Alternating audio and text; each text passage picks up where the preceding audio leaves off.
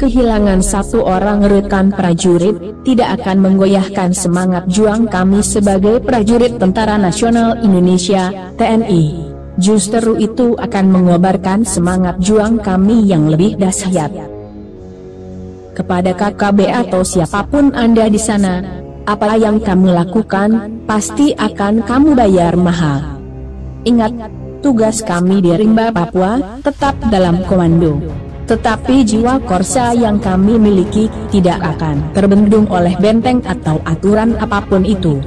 Di tengah hutan rimba ini, kami juga punya cara dan aturan sendiri. Salam komando. Korsa, Korsa, Korsa.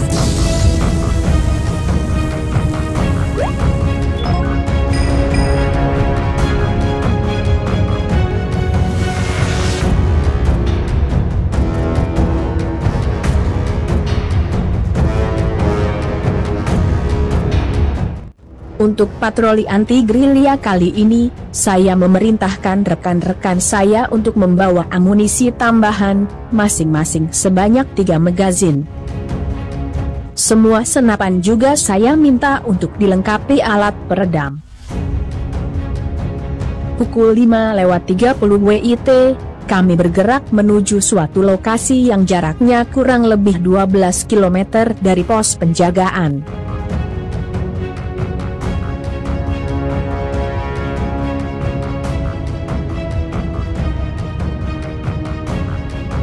Pukul 14:10 WIT, kami tiba di lokasi. Walau terlambat 1 jam dari waktu yang direncanakan, cuaca masih cukup cerah untuk mulai menyusuri perbukitan. Saya menghidupkan GPS untuk mengetahui titik koordinat posisi kami dan posisi target operasi.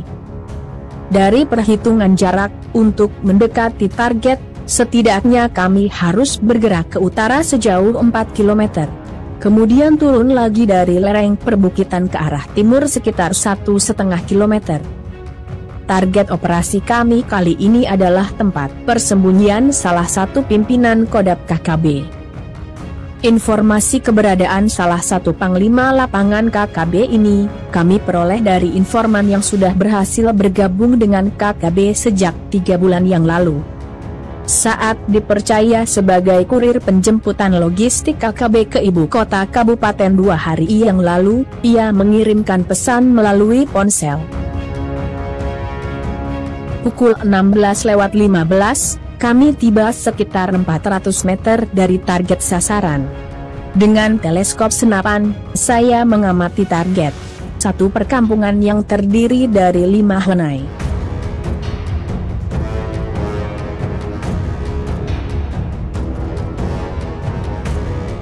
Sesuai isi pesan, untuk penanda posisi honai target, antara pukul 16:30 sampai pukul 17, informan akan berdiri di depan salah satu honai. Situasi perkampungan terlihat sunyi, dan sama sekali tidak ada terlihat aktivitas warga. Sambil menunggu waktu, ciri-ciri informan saya kondisikan kepada rekan-rekan. Informan akan memakai jaket berwarna merah, menyandang tas noken dan tidak bersenjata.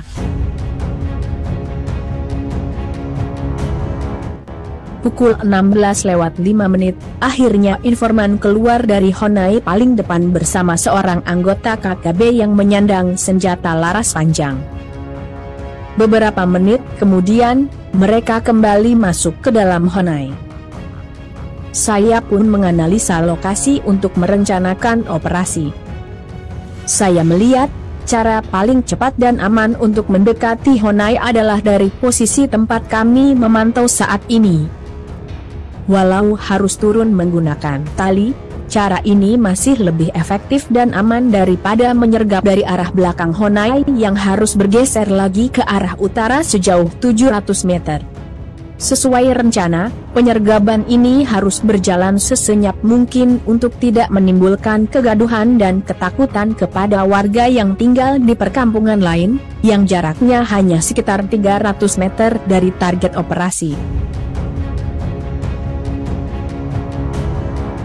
Pukul 17 tepat, kami mulai bergerak turun. Untuk mengambil posisi membackup, saya yang pertama turun. Lagi-lagi ada saja yang luput dari perkiraan. Walau hanya hal kecil, namun juga bisa merepotkan. Ternyata tali tidak sampai ke dasar jurang. Saya harus melompat dari ketinggian kira-kira 3,5 meter.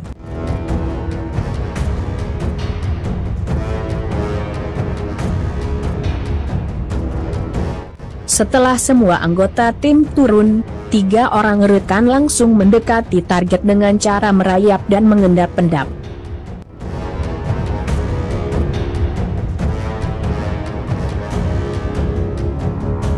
Saya bersama 1 orang rekan, bertugas mengawasi kemungkinan adanya aktivitas KKB di sekitar Honai. Hanya butuh waktu 10 menit, 3 prajurit pilihan berhasil merapat ke sisi Honai. 2 orang langsung merangsek masuk dengan mendobrak pintu Honai.